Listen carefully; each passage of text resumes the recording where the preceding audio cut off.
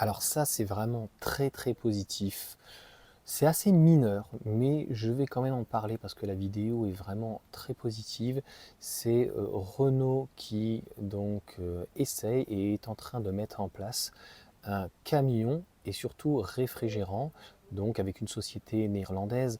Je vais te mettre, donc c'est Hugues qui m'a encore envoyé donc cette information, donc merci à lui, que j'ai lu, MobiWeezy, donc le site qui est assez pareil, hein, attractif, il y a beaucoup de réflexions et c'est très intéressant.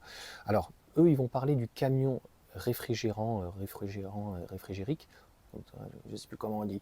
Bref, c'est pas grave en fait qu'il puisse avoir on va dire une chambre froide. Donc là, on parle vraiment d'un camion, donc c'est pour tout, hein. Ça peut être éventuellement peut-être pour certains fruits et légumes, ça peut être pour la viande, une bête entière, enfin voilà, tu m'as compris. Moi, j'aimerais aller encore plus loin parce que là, en fait, si tu veux, la difficulté, c'est de trouver en fait un véhicule qui soit électrique. En fait, pourquoi? Pour ne plus avoir de bruit, mais la batterie va s'user assez rapidement parce que au-delà de faire le déplaçoir, de déplacer avec un moteur électrique, il va y avoir aussi donc très certainement une pompe donc à chaleur, en tout cas une pompe pour réfrigérer donc avec un compresseur, etc.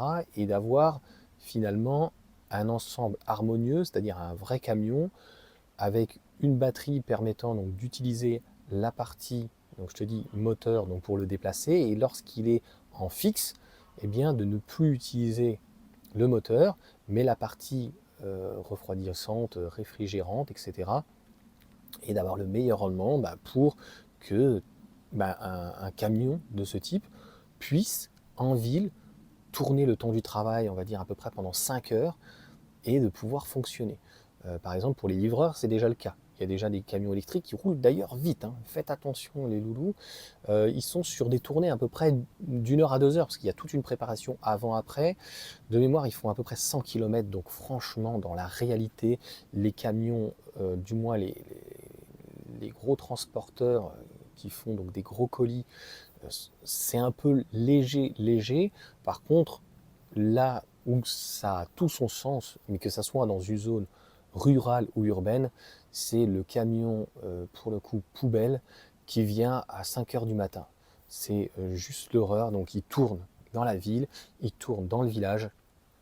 Ça fait un boucan de fou. La marche arrière fait un boucan de fou. Et surtout le V6 diesel, tu les entends arriver, quoi. Donc ça permettrait de soulager nos oreilles d'un point de vue olfactif aussi, mais d'un point de vue sonore. Donc c'est toute la technique. Là, les camions, donc a priori, ça arrive.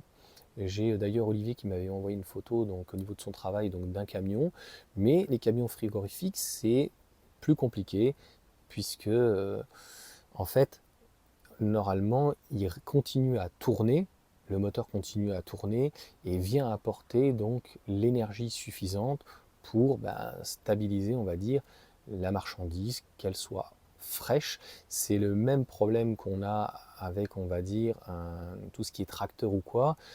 On n'a pas la solution pour un véhicule électrique dans la mesure où Tesla, ce qu'ils avancent sur leur voiture, c'est, tu sais, quand tu es par exemple sur une Model 3, encore mieux qu'une Model Y, c'est le cas aussi sur ma Renault, enfin des véhicules qui sont assez efficients, quand tu es à une certaine vitesse, 40, 50, 60, 70, tu te rends compte que tu consommes vraiment très peu quand tu as une vitesse stabilisée, c'est la pénétration dans l'air et le roulement, l'effet de roulement finalement, et finalement la qualité du moteur qui va faire que c'est comme si tu étais en neutre. Et encore, il y a beaucoup de personnes qui sont en neutre, il faut savoir que tu consommes beaucoup plus en neutre que quand tu as passé ta vitesse. Ça, c'est des époques où je connaissais, de par mes parents, des amis d'enfance qui passaient leur permis à l'armée et ils mettent en neutre à la descente. C'est très dangereux parce que tu n'as plus de frein moteur et au final, il faut bien comprendre que tu n'as plus l'alternateur. Donc en fait, l'alternateur vient dans ces cas-là non plus sur la poulie, donc il vient consommer. Alors que quand tu es à ta vitesse, quand tu es en descente, en fait, l'alternateur tourne grâce aux roues. Là, tu es en neutre. Enfin, voilà. Pour moi, ça me semble une évidence, mais a priori, pour certains, ça l'est pas.